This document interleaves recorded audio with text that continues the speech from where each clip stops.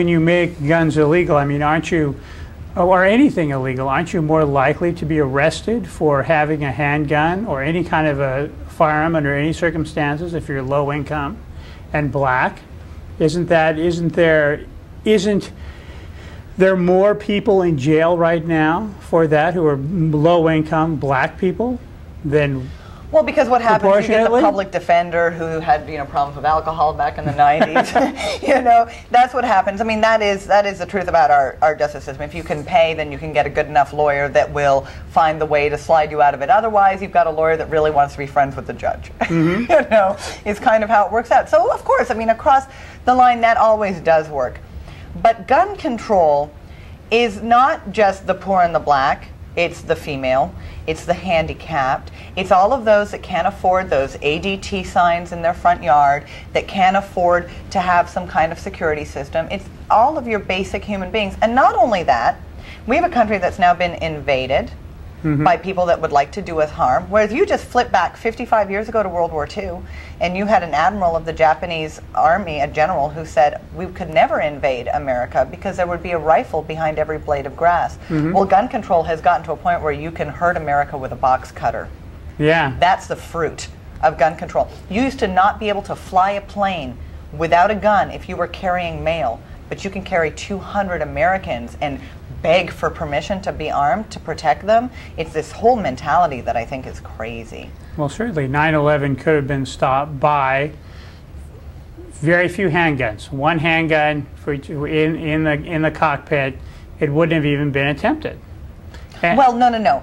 And were we still within our rights, like back in the 60s, if I had a concealed carry, if I had a gun, I could take it on a plane. Yeah, up until 1970, you could carry a concealed weapon on a plane. Nobody would even consider going on a plane and trying to hijack it. I mean, you don't even think about it. It's like in Israel, they don't go into schools and shoot people because the principal is armed, the vice principal is armed, the teachers have Uzis, parents patrol the yards with fully automatic machine guns. Well, I don't think we need to go that far. Hopefully we don't get to the point of that in this country. But this is true, but Israel's a different country.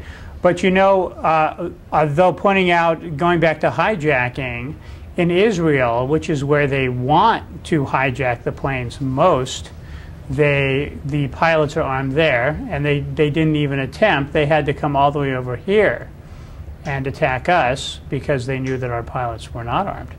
Yeah.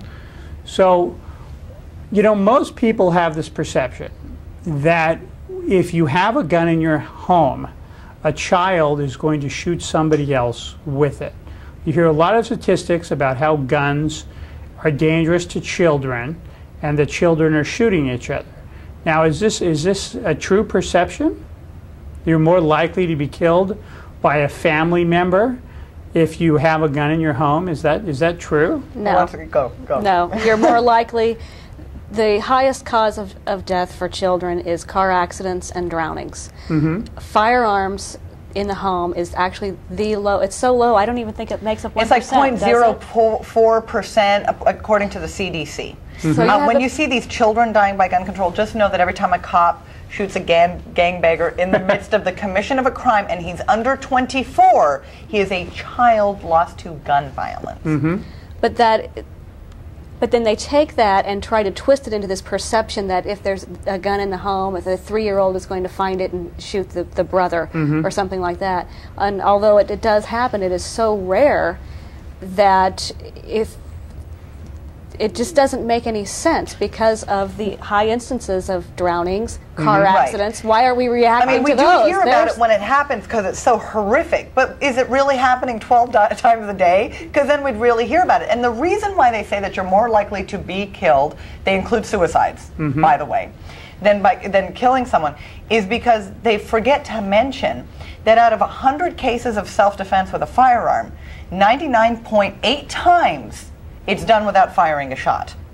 So what they're doing is they're comparing 100% of accidents and suicides and cops doing their job with 0.02% of killings in self-defense. They have completely negated 99.8% of the time where you say, stop, I have a gun, where you say, and they just leave. They don't even come through your door. So because of that, because the gun has such a deterrent factor, They just, oh, well, that doesn't count because no blood was spilled, because if it bleeds, it leads. So the fact that you can just chase someone off who's in your driveway, who's coming through your window, and just say, I will shoot you, well, that doesn't fill the police blotter. That doesn't make for good newsprint. So they just ignore it.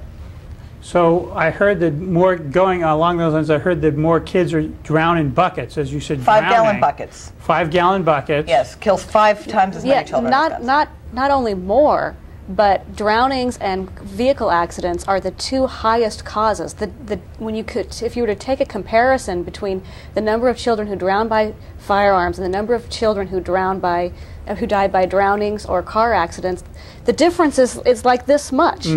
It just doesn't make any sense to. In fact, it's almost like saying that a child who dies from a firearm death is more important than any other type of death. It's what about, No, it is horrific, because these million moms go to their meetings with their kids in their cars, which is like over 100 times more likely to kill their children than if they had 45s in their bedrooms. I mean, the truth of the matter is, a gun is always loaded. So these people Period. are just, That's just the law. That is the law of the gun owner. A gun is always loaded. And until your child understands the power and potential of a firearm, yes, you absolutely should be responsible enough to keep it out of the reach of your children. That's just common sense, though. You do it with your knives, you do it with your chemicals, you do it with your fire extinguisher, you do it with all sorts of things. You keep them out of the reach of children. They go for the knife, you say, no, that's really dangerous, you don't touch it.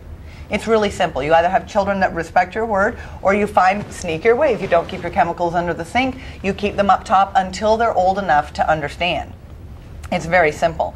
But a gun is always loaded. It is not a toy. It is an excellent tool of self-defense. It's a great way to have fun at the range. It will get you dinner if you're really desperate. But it's not a toy for children. But you mean hunting? Hunting. Right. Right. Okay. Yeah, for hunting, in an emergency, for whatever. For whatever. That's what I'm saying. In an emergency, get that squirrel. But if you happen to live in a rural area. In a rural area, it could if you happen to visit Ted Nugent, it's between feast and famine. But the truth of the matter is that you need to be responsible with it just as you are. You don't leave your child in the front seat of the car with the keys in it. I mean, these are just simple things. But because sometimes people have left their children in the car with the keys in it, we don't throw them in jail because the car got carjacked or because they put it into gear and went down the hill. These are accidents that happen. To all of a sudden then turn around and say, well, now I'm going to sue Smith & Wesson is ridiculous. It's not about safety, and it's not about protecting the children. What is it about? It's about denying people the right to defend themselves. That is ultimately what it's about. It's about preventing us from defending ourselves. By making it more difficult for us to defend ourselves in the home against an attack, making it more difficult to defend ourselves in the case of an emergency, but most importantly, making it more difficult or impossible to defend ourselves in the event that a tyrannical government should replace our existing government. What's happening? It's like, I talk to these, people all the time. They're like, oh, Bush, it was a coup, it was a this, it was a that, and it's like, yet you believe in gun control. The reason that the people are supposed to be armed, yes, the Founding Fathers, they did care about us being able to defend ourselves against your common petty thief and attacker. Yes, they thought it would be nice that in desperate times you could go out and get yourself dinner. But ultimately, they wanted the whole of the people to be armed so as to always keep their government in its proper place, which was to serve the people and protect their liberty and keep them safe from invasion. So far I see fail on all accounts. I like W. I think he's adorable. But to be quite honest, you can't blame him for everything that has come to pass beforehand. But that's their only job. Keep the mail on time and keep me free from invasion. Well, they can't do that by telling every penny anti-terrorist around the world that there's slim pickings in every major city in America. They talk about the horrific bloodshed in America, but they only quote statistics from gun control cities. Washington, D.C. right now has gang wars between Mexican and El Salvadoran gangs. And I don't know where the Mexicans are getting their guns, but the El Salvadorans are all ex-military, and that's where they're getting their weapons from. And they're shooting each other on the streets of D.C., where every single gun, my goodness, it's illegal to have a gun in D.C., isn't it? It's banned. It's completely banned. Maybe they don't know that. Yeah, perhaps nobody told them. Maybe the